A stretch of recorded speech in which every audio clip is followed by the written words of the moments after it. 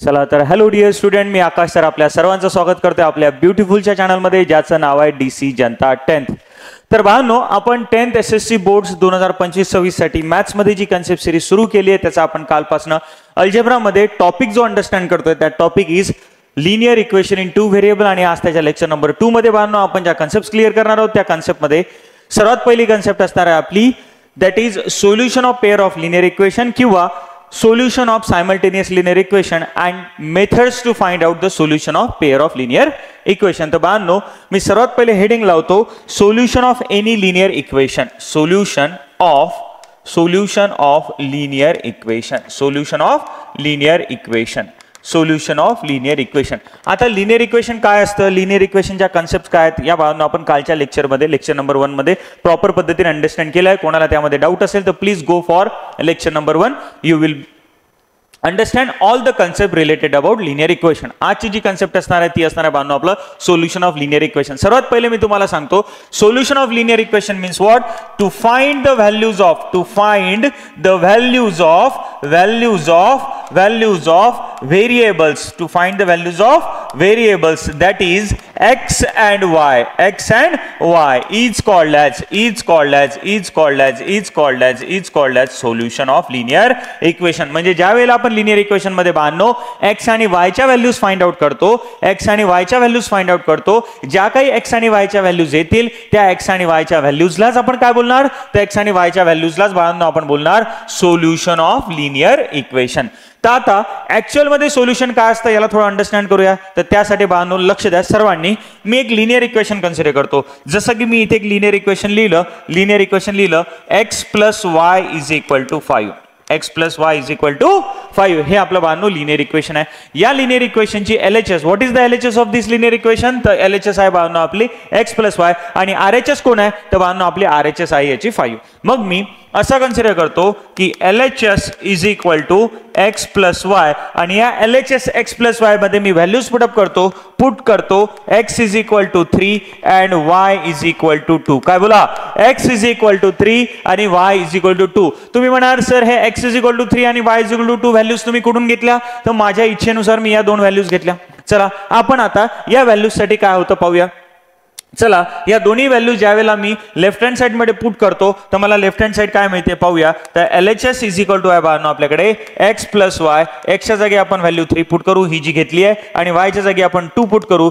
आणि या दोघांची जर मी ऍडिशन केली तर 3 + 2 तर मला किती मिळते 5. आणि 5 आपली बाळांनो काय आहे RHS. म्हणजे जर सिंपल या एक्झाम्पल वर तुम्हाला एक गोष्ट लक्षात येते की ज्या वेळेला मी x = 3 ठेवतोय आणि y = 2 ठेवतोय तर या दोन व्हॅल्यू साठी मला इक्वेशन मध्ये काय मिळतंय, तर मला मिळतंय LHS = RHS. काय बोलतोय मी, LHS = RHS. याला दुसऱ्या भाषेमध्ये मी असं म्हणू शकतो, ज्या वेळेला मी x ची व्हॅल्यू 3 ठेवतो, y ची व्हॅल्यू 2 ठेवतो, म्हणजेच मला या दोन व्हॅल्यू साठी इक्वेशन सॅटिस्फाय होताना दिसतंय. काय होताना दिसतंय बोला, सॅटिस्फाय होताना दिसतंय. आणि डेफिनेशन मध्ये हीच कन्सेप्ट आपल्याला लक्षात ठेवायची आहे. अशा x आणि y च्या व्हॅल्यूज, पुन्हा मी बोलतोय, अशा x आणि y च्या व्हॅल्यूज ज्या इक्वेशनला काय करतील, सॅटिस्फाय करतील. ज्या इक्वेशनला काय करतील बोला, सॅटिस्फाय करतील, त्याच ज्या x आणि y च्या व्हॅल्यूज असतील याला बाळांनो आपण काय बोलणार, लिनियर इक्वेशनचं सोल्युशन. काय बोलणार बोला, लिनियर इक्वेशनचं सोल्युशन. मी पुन्हा सांगतोय, अशा x आणि y च्या व्हॅल्यूज ज्या इक्वेशनला काय करतील, सॅटिस्फाय, त्याच व्हॅल्यूजला आपण काय बोलणार, सोल्युशन ऑफ लिनियर इक्वेशन. आणि व्हॅल्यूजनी इक्वेशन सॅटिस्फाय होणे याचा सरळ अर्थ असा आहे की ज्या वेळेला ह्या व्हॅल्यूज मी लेफ्ट हँड साइड मध्ये पुट करेल, सॉल्व करेल, आणि त्यानंतर जर मला आन्सर RHS च्या इक्वल आलं तर त्या व्हॅल्यूजनी ते इक्वेशन सॅटिस्फाय झालं. आणि ज्या व्हॅल्यूज ते इक्वेशन सॅटिस्फाय करेल त्यालाच मी काय बोलणार, सोल्युशन. जसं की आणखीन एक घेऊया आपण. इथे मी घेतो फॉर एक्झाम्पल, फॉर x घेऊया आपण 4 आणि y घेऊया 3. चला ह्या व्हॅल्यूज आपण आपल्या इक्वेशनच्या LHS मध्ये पुट करून पाहूया. What is the LHS of this equation, LHS of this equation is काय आहे, तर ती आहे x + y. चला x च्या जागी किती पुट करायचा 4, y च्या जागी किती पुट करायचा 3, आणि 4 + 3 किती होणार 7. पण ही RHS च्या इक्वल आहे का, या इक्वेशनची RHS किती होती आपली, या इक्वेशनची RHS होती 5, पण आता इथे सॉल्व केल्यानंतर मला मिळालं 7. ही RHS च्या इक्वल नाही. म्हणजेच मग मी लिहू शकतो for x = 4 आणि y is equal to 3, x is equal to 4 आणि y इज इक्वल टू 3, काय झालं बाळांनो, तर आपल्याला इथे LHS is not equal to RHS मिळते. काय मिळते बोला, LHS is not equal to RHS. म्हणजे या व्हॅल्यूजनी हे इक्वेशन सॅटिस्फाय होताना दिसतंय का तुम्हाला, नाही. मग x इज इक्वल टू 4 आणि y इज इक्वल टू 3 यांना मी या लिनियर इक्वेशनचं सोल्युशन बोलणार का, तर नाही. सोल्युशन म्हणजे अशा एक्स आणि वायच्या व्हॅल्यूज ज्या इक्वेशनला काय करतील बाळांनो, सॅटिस्फाय. आणि सॅटिस्फाय होण्याचं मिनिंग मी तुम्हाला आत्ताच सांगितला. त्या व्हॅल्यूज इक्वेशन मध्ये पुट केल्यानंतर, इक्वेशनच्या LHS मध्ये पुट केल्यानंतर, सॉल्व्ह केल्यानंतर जर इज इक्वल टू RHS आलं, म्हणजे जसं की x इज इक्वल टू 3 आणि y इज इक्वल टू 2 साठी होताना दिसते आपल्याला इक्वेशन मध्ये, तर मग त्या x इज इक्वल टू 3 ला आणि y इज इक्वल टू 2 ला मी काय बोलू शकतो, या लिनियर इक्वेशनचं सोल्युशन. तर चला मग लिनियर इक्वेशनच्या सोल्युशनची बाळांनो आपण डेफिनेशन लिहून घेऊया. डेफिनेशन फार सिंपल असेल, तर काय लिहिता येईल, the values of x and y, the values of x and y, काय बोला, the values of x and y, किंवा ब्रॅकेट मध्ये आपण त्याला सिंपल व्हेरिएबल्स बोललो तरी चालेल. तर काय बोलणार, the values of x and y और the values of variable which will ज्या काय करतील, which will satisfy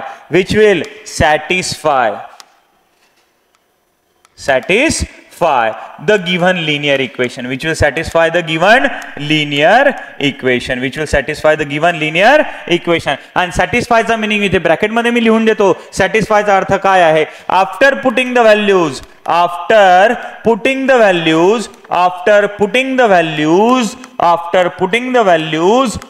x and y, we get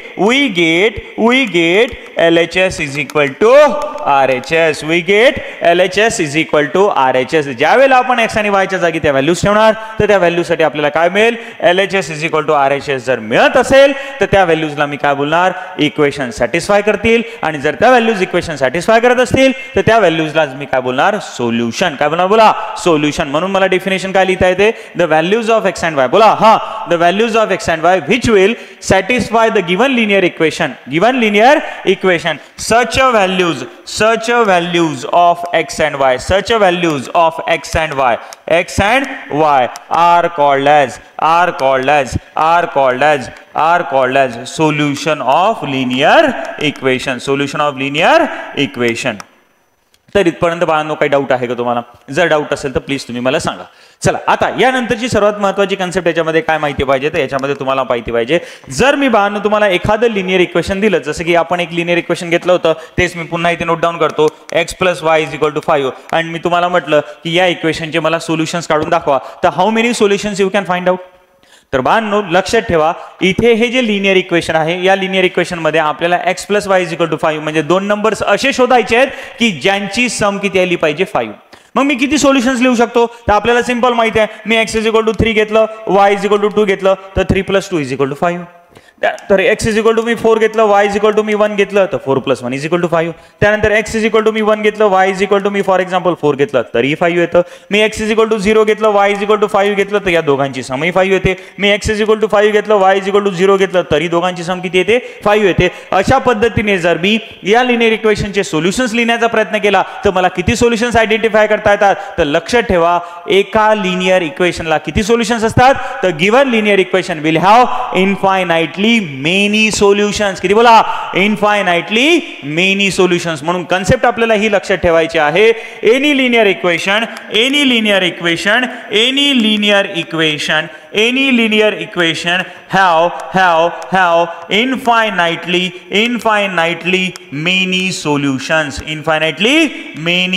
have infinitely many solutions. मग एका लिनियर इक्वेशनला किती सोल्युशन्स असतात बाळांनो, तर आपल्याला लक्षात ठेवायचं, एक कोणतंही लिनियर इक्वेशन असेल तर त्याला किती सोल्युशन असतात, तर इनफायनाइट सोल्युशन्स असतात. तुम्हाला वाटेल तेवढ्या x आणि y च्या व्हॅल्यूज तुम्ही काढू शकता, ज्या इक्वेशनला काय करतील,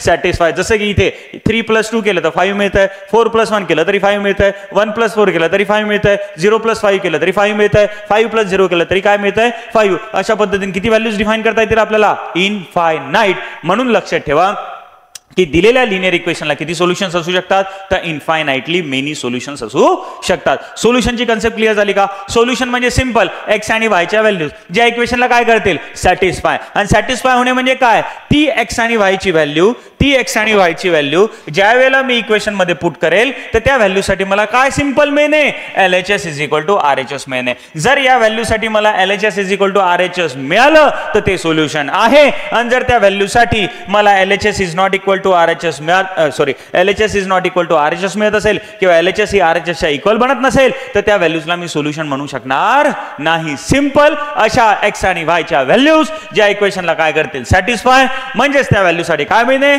LHS is equal to RHS. त्याच व्हॅल्यूजला मी काय बोलणार, सोल्युशन. काय बोलणार, सोल्युशन. मग एखाद्या लिनियर इक्वेशनला आपण किती सोल्युशन्स फाइंड आउट करू शकतो, तर आपल्यालाही माहिती आहे. आताच मी तुम्हाला एक्सप्लेन करून सांगितलं, तर कोणत्याही लिनियर इक्वेशनला आपण इनफायनाइटली मेनी सोल्युशन्स फाइंड आउट करू शकतो. किती बोला, इनफायनाइटली मेनी सोल्युशन्स. म्हणजे कोणतंही लिनियर इक्वेशन जर असेल तर त्याला आपण खूप सारे सोल्युशन्स, इनफायनाइट सोल्युशन्स डिफाइन करू शकतो. तर this was all related about your solution of linear equation. चला, ही कन्सेप्ट जर क्लिअर झाली असेल तर याच्यानंतरची सर्वात महत्वाची कन्सेप्ट येते बाळांनो. त्या कन्सेप्टला काय नाव देतो आपण, तर त्या कन्सेप्टला नाव देतो आपण पेअर ऑफ लिनियर इक्वेशन. काय नाव देतो बोला, पेअर ऑफ लिनियर इक्वेशन्स. किंवा दुसऱ्या भाषेमध्ये त्याला आपल्याला नाव देता येतं बाळांनो, सायमल्टेनियस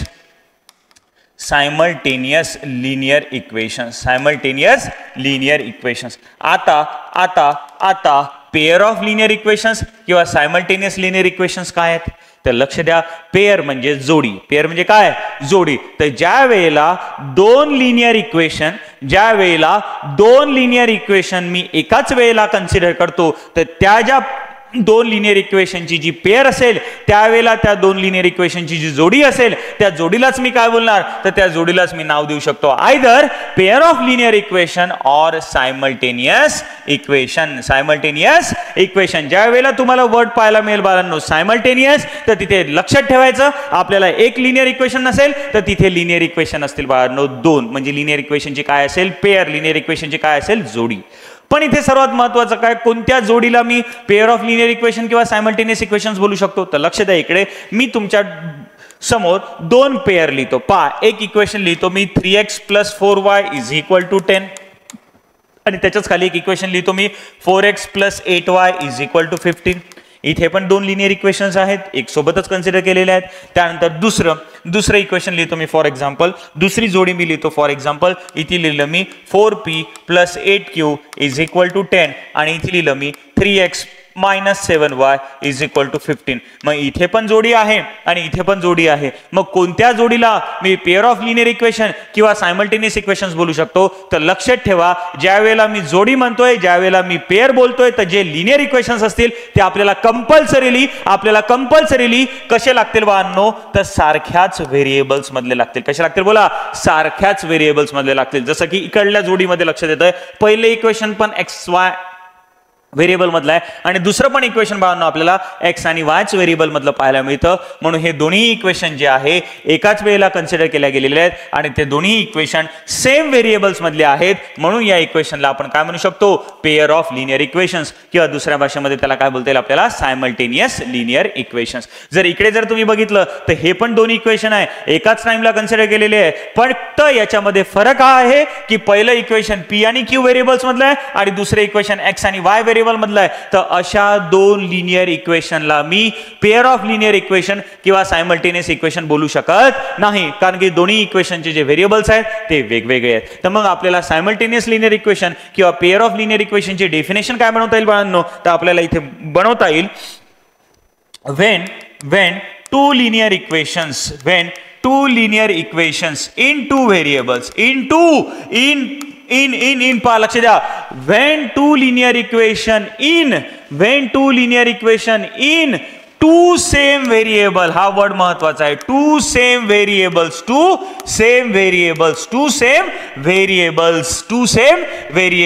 considered at the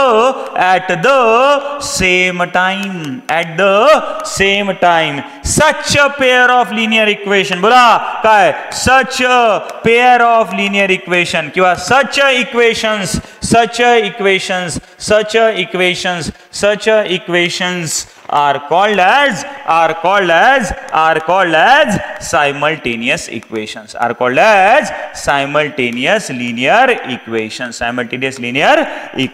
तर simultaneous linear equation किंवा त्याला दुसऱ्या भाषेमध्ये पेअर ऑफ लिनियर इक्वेशन्स ची कन्सेप्ट काय? तर ज्यावेळेला बांधनो मी दोन लिनियर इक्वेशन हे एकाच वेळेला कन्सिडर करतो, पण जे दोन लिनियर इक्वेशन मी कन्सिडर करतोय ते कसे असले पाहिजे? सेम व्हेरिएबल्स मधले असले पाहिजे, तरच त्यांच्या जोडीला, तरच त्यांच्या पेअरला मी काय नाव देणार? पेअर ऑफ लिनियर इक्वेशन किंवा सायमल्टेनियस लिनियर इक्वेशन. जर असे दोन इक्वेशन कन्सिडर केले गेले तर याला मी पेअर बोलू शकणार नाही. मग जर आता तुमच्या डोळ्यासमोर अशा पद्धतीची मी दोन लिनियर इक्वेशन जर लिहून दिले, म्हणजेच एक इक्वेशन आहे बांधणं आपलं a1x plus b1y is equal to c1. हे काल ax plus by is equal to c हे काय आहे हे मी कालच शिकवलं तुम्हाला. तर याला बोलतो बांधणं आपण standard form of linear equation. तर पहिले इक्वेशन असल्या कारणामुळे जे कोइफिशियंट्स आहेत त्याला मी a1 b1 c1 कन्सिडर केलं. त्यानंतर a2x plus b2y is equal to c2 हे जर मी बांधून दुसरं लिनियर इक्वेशन कन्सिडर केलं तर या दोन लिनियर इक्वेशनचं सोल्युशन म्हणजे काय असतं हे आता आपल्याला पाहायचं आहे.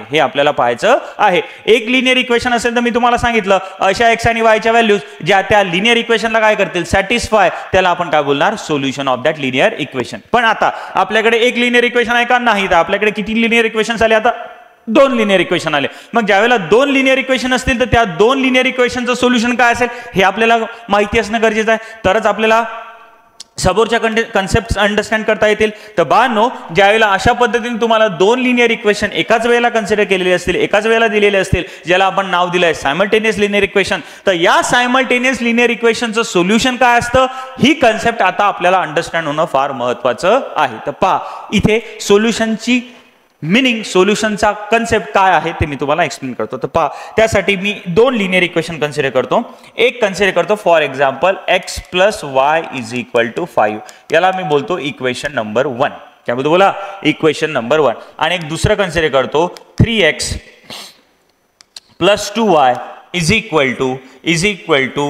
Equal to 13. याला बोलतो मी 92 इक्वेशन नंबर 2. क्लियर आहे सर्वांना? आता दोन्ही इक्वेशनच्या LHS तुम्हाला माहिती आहे. पहिल्या इक्वेशनची LHS आहे x प्लस 5 आणि दुसऱ्या इक्वेशनची LHS आहे 3x प्लस 2y. आता सोल्युशन कसं आयडेंटिफाय करायचं त्यासाठी मी कन्सिडर करतो आपण असं कन्सिडर करूया की x ची व्हॅल्यू आपण पुट करूया 3 आणि y ची व्हॅल्यू पुट करूया 2. आणि हे कुठे पुट करूया? तर दोन्ही इक्वेशनच्या LHS मध्ये. कुठे पुट करूया? बोला दोन्ही इक्वेशनच्या LHS मध्ये. तर चला पहा इक्वेशन 1 एम्प्लाइज काय होतं? बोला equation 1 implies what is the LHS of equation 1? सांगा. तर ती आहे x प्लस y. आपल्याला किती पुट करायचं आहे? तर आपण इथे लिहिलंय put x is equal to 3 आणि y is equal to 2 in both equations. In लिहून टाकूया बोथ इक्वेशन्स. चला पटकन पाहूया. मग x च्या जागी किती पुट करायचं आहे? 3. y च्या जागी किती पुट करायचं आहे? 2. आणि 3 प्लस 2 किती होतील? 5. आणि 5 काय आपली बाळांनो? RHS. म्हणजे इथे काय झालंय? इथे ज्या वेळेला आपण x is equal to 3 put केलंय आणि y is equal to 2 put केलंय तर आपल्याला काय मिळतंय? LHS is equal to RHS. म्हणजे या x इज इक्वल टू 3 आणि y इज इक्वल टू 2 नी हे इक्वेशन सॅटिस्फाय होते का? तर 100% सॅटिस्फाय होताना आपल्याला दिसतंय. सॅटिस्फायची कन्सेप्ट मी तुम्हाला आत्ताच थोड्या वेळापूर्वी क्लिअर केली. x आणि y च्या व्हॅल्यूज पुट केल्यानंतर त्या व्हॅल्यूजसाठी जर आपल्याला LHS is equal to RHS मिळालं तर त्या व्हॅल्यूजने ते इक्वेशन काय होईल? सॅटिस्फाय. काय होईल? बोला सॅटिस्फाय.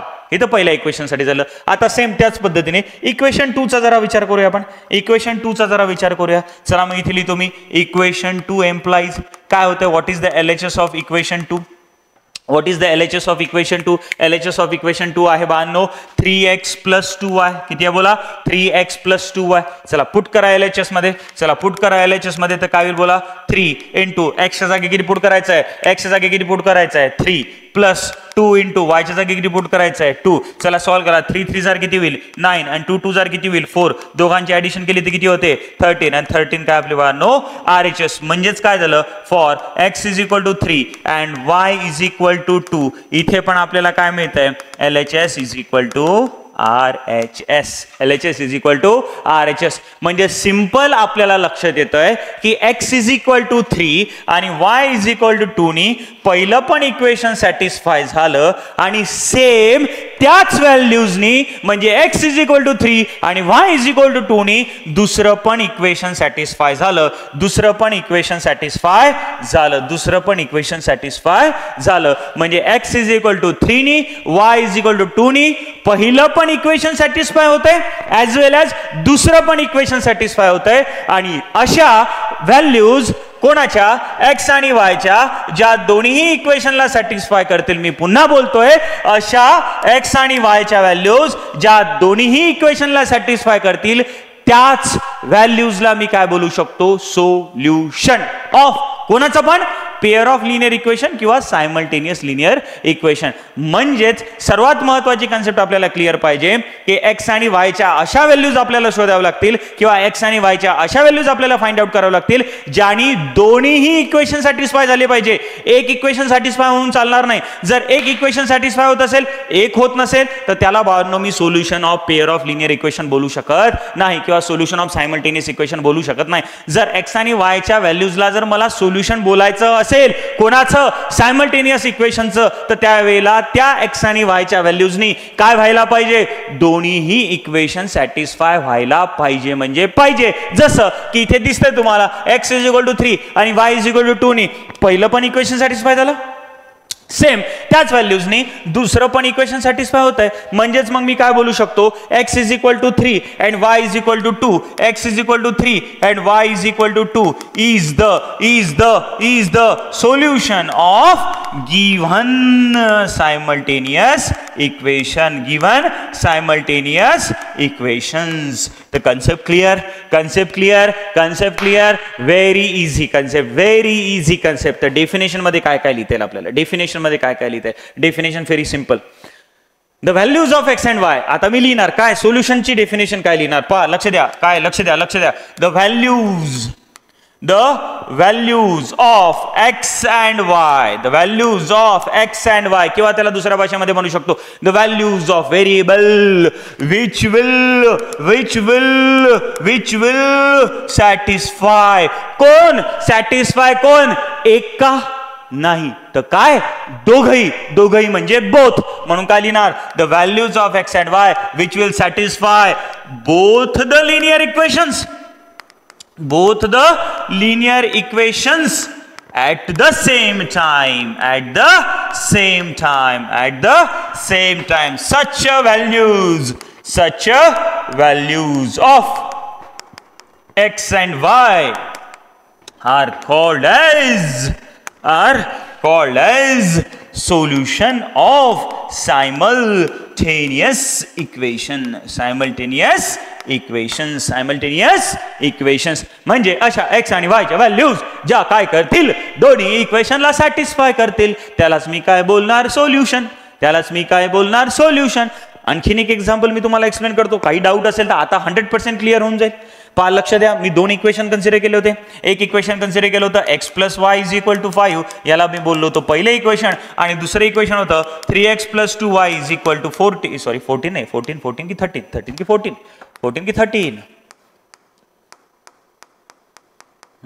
होतं, 13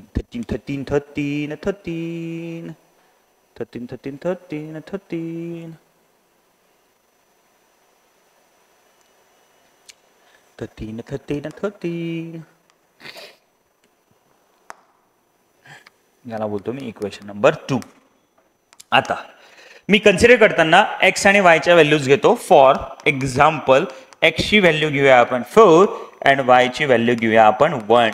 चला बरं, ह्या दोन्ही व्हॅल्यूज आपण इक्वेशन मध्ये पुट करून पाहूया काय मिळतंय. चेक करा बलं चेक करा पटकन.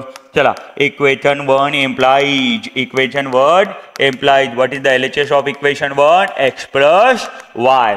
चला, x च्या जागी किती होईल 4, y च्या जागी किती होईल 1 आणि इट इज 5 आणि 5 इज आपली कोण आहे, RHS. कोण आहे, RHS. म्हणजेच मला काय मिळालं, मला इथे मिळालं for x is equal to 4 and y is equal to 1. मला काय मिळालंय, तर मला मिळालंय LHS is equal to RHS. काय मिळालं बघा, LHS is equal to RHS. म्हणजे या व्हॅल्यूजनी पहिलं तर इक्वेशन सॅटिस्फाय झालं. मग आता याला जर मला सोल्युशन म्हणायचं असेल तर कन्सेप्ट काय सांगते, याच व्हॅल्यूजनी याच व्हॅल्यूजनी हे दुसरं पण इक्वेशन सॅटिस्फाय होणं फार गरजेचं आहे. चेक होतं का पाहूया, सॅटिस्फाय होतं का पाहूया. झालं तर इक्वेशनचं सोल्युशन असेल, नाही झालं तर सोल्युशन नसेल. चला पहा मग इक्वेशन 2 एम्प्लॉईज. इक्वेशन 2 मध्ये मी काय लिहू शकतो आता? Equation 2 employees. Equation 2 implies what is the LHS of equation 2? Equation 2 ची LHS आहे 3x plus 2y. आणि आता x च्या जागी किती पुट करायचं? x च्या जागी पुट करायचं 4 आणि y च्या जागी किती पुट करायचं? 1. चला करा मग. x च्या जागी किती? 4 आणि y च्या जागी किती? 1. आणि चला हो LHS मध्ये पुट करा हो 3x plus 2y. 3 into x च्या जागी किती? 4. 2 as it is आणि y च्या जागी किती? 1. चला करा पुट करा. 3 4 जार 3 4 जार 3 4 जार 12. 2 1 जार 2. दोघांचे ऍडिशन किती होते? 14. आपल्याला पाहिजे किती? 13. मग RHS इक्वल आहे का? RHS इक्वल नाही. मग इथे मी म्हणू शकतो LHS is not equal to RHS. मग काय झालं हो? काय झालं हो? तर असं झालं की या x इज इक्वल टू 4 आणि y इज इक्वल टू 1 नी पहिलंच इक्वेशन सॅटिस्फाय झालं. दुसरं झालं का? आपल्याला पाहिजे होतं 13, आन्सर आलं 14. मग झालं का दुसरं इक्वेशन सॅटिस्फाय? नाही. मग x इज इक्वल टू 4 आणि y इज इक्वल टू 1 ला मी या जोडीचं सोल्युशन बोलू शकणार आहे का? बोलू शकणार आहे का? मग लक्षात ठेवा सोल्युशनची कन्सेप्ट अशा x आणि y च्या व्हॅल्यूज ज्या जोडीमधल्या दोन्ही इक्वेशनला सॅटिस्फाय करतील आणि त्याच व्हॅल्यूज लागतील. असं नाही x आणि y ची एक व्हॅल्यू घेतली, एक इक्वेशन सॅटिस्फाय झालं. x आणि y ची मी व्हॅल्यू दुसरी घेतली, दुसरं इक्वेशन सॅटिस्फाय झालं. त्याला सोल्युशन बोलू शकणार आहे का? तर 100% no no no and no. जोडीमध्ये x आणि y च्या सेम व्हॅल्यूज लागतील ज्या दोन्ही इक्वेशनला सॅटिस्फाय करत असतील तर सोल्युशन असेल, सॅटिस्फाय करत नसेल तर सोल्युशन नाही. मग या कन्सेप्टवरनं तुम्हाला एक आन्सर पण क्लिअर होतं. ते MCQ मध्ये कधी विचारलं जाऊ शकतं. ते काय आहे? तर ते सर्वात इम्पॉर्टंट स्टेटमेंट मी आता इथे तुम्हाला नोट डाऊन करून देतो. तर ते काय आहे तर लक्षात ठेवा. Simultaneous linear equations. Simultaneous linear equations. आणि कालच मी बोललो लिनियर इक्वेशन जर वर्ड मी बोलत असेल तर जे लिनियर इक्वेशन आहे ते किती व्हेरिएबल्स मधले असतील? आता 2 व्हेरिएबल्स मधले. म्हणून 2 व्हेरिएबल्स माइंड मध्ये ठेवायचंच. चला पहा काय simultaneous linear equations have only one unique solution. Only one unique solution. तर हे सर्वात महत्वाचं स्टेटमेंट आपल्याला लक्षात ठेवायचं आहे. मग ज्या वेळेला पेअर ऑफ लिनियर इक्वेशन्स असतील, काय असतील बोला? पेअर ऑफ लिनियर इक्वेशन्स असतील तर त्याला एकच सोल्युशन असेल आणि ते पण युनिक असेल. काय असेल बोला? युनिक असेल. जसं की हे जे तुमच्या डोळ्यासमोर दोन इक्वेशन्स दिसतायत, कोणते दोन इक्वेशन्स? हे जे तुमच्या डोळ्यासमोर दोन इक्वेशन्स दिसतायत, हे जे लिहिलेले आहेत मी, यांचं फक्त x इज इक्वल टू, या दोन्ही इक्वेशनसाठी x इज इक्वल टू 3 आणि y is equal to 2. x is equal to 3 आणि y इज इक्वल टू 2. हेच एकच सोल्युशन डिफाइन होऊ शकतं. याच्या व्यतिरिक्त दुसरं कोणतं सोल्युशन तुम्हाला मिळूच शकत नाही. जर तुम्ही व्हॅल्यूज काढायचा प्रयत्न जरी केला तरी काय होईल?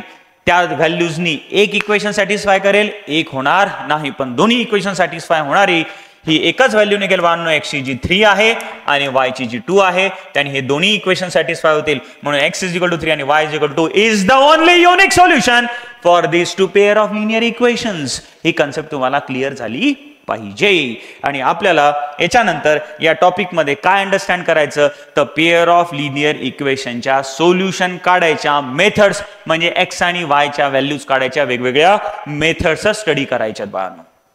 हीच एक सर्वात महत्वाची कन्सेप्ट यामध्ये राहिलेली आहे. ती कन्सेप्ट आहे, आता मी सर्वात महत्वाचं हेडिंग लावतो. That heading is method. That heading is methods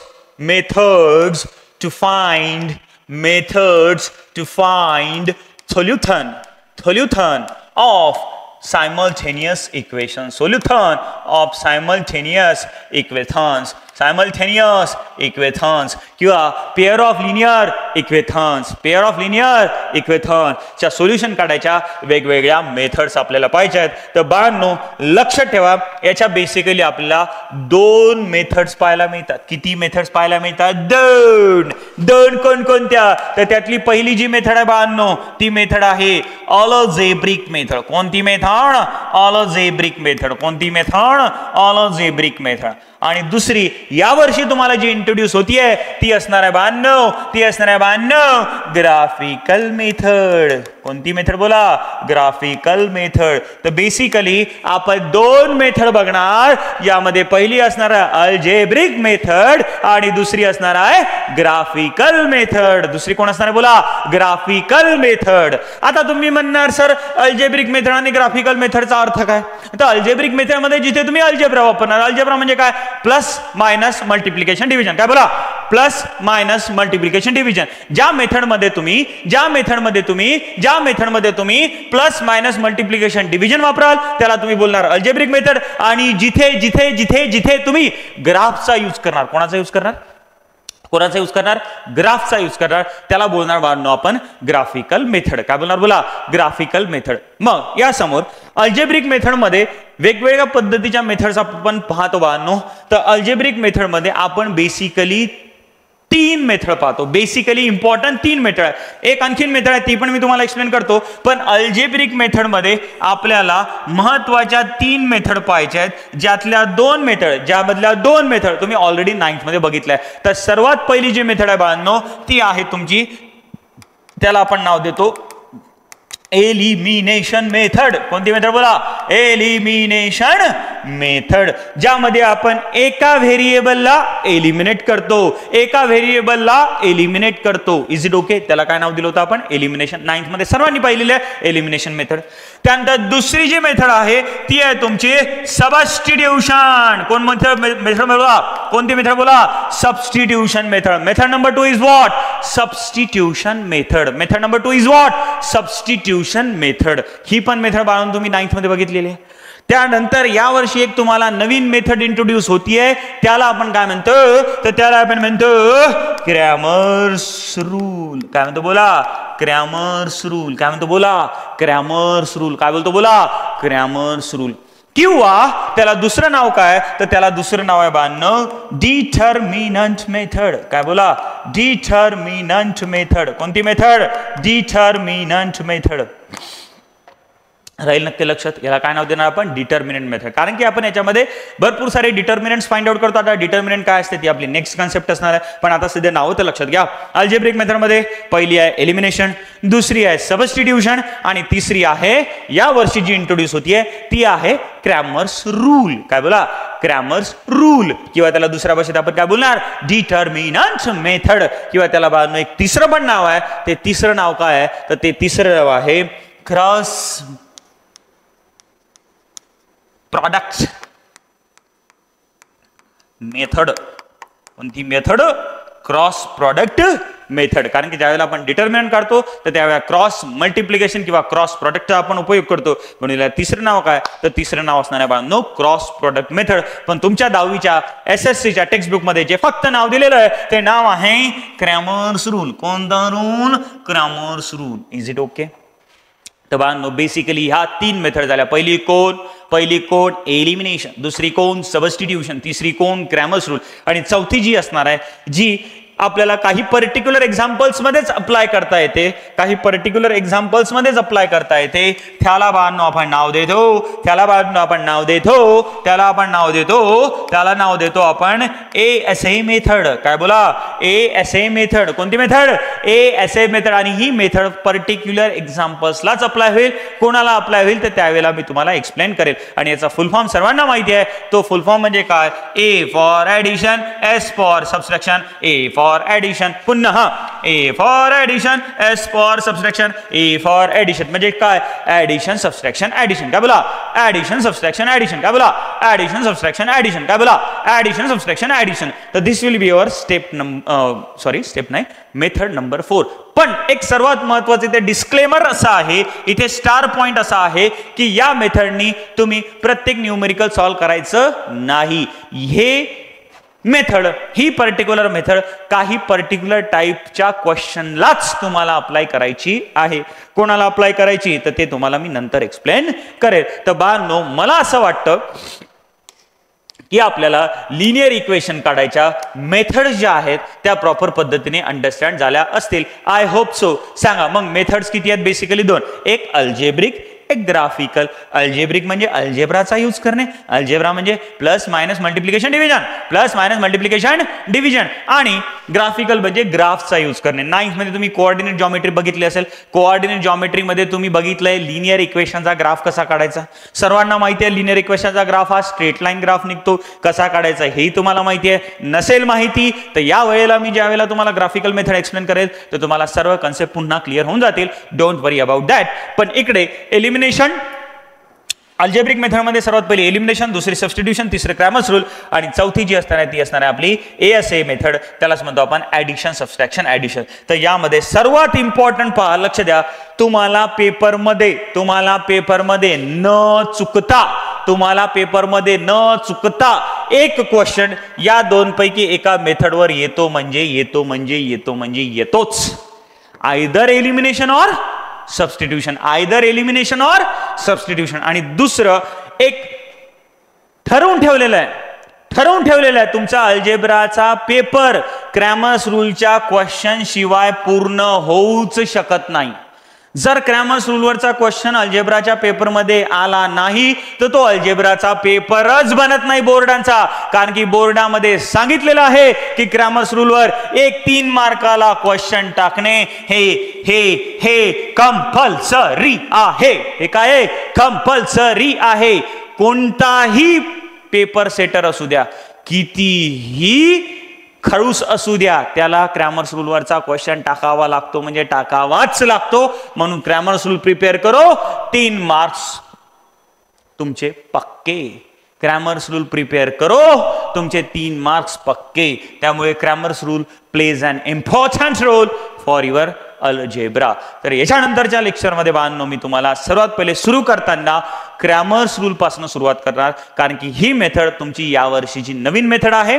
तर ती तुम्हाला सर्वात पहिले प्रॉपर पद्धतीने अंडरस्टँड होणं फार गरजेचं आहे.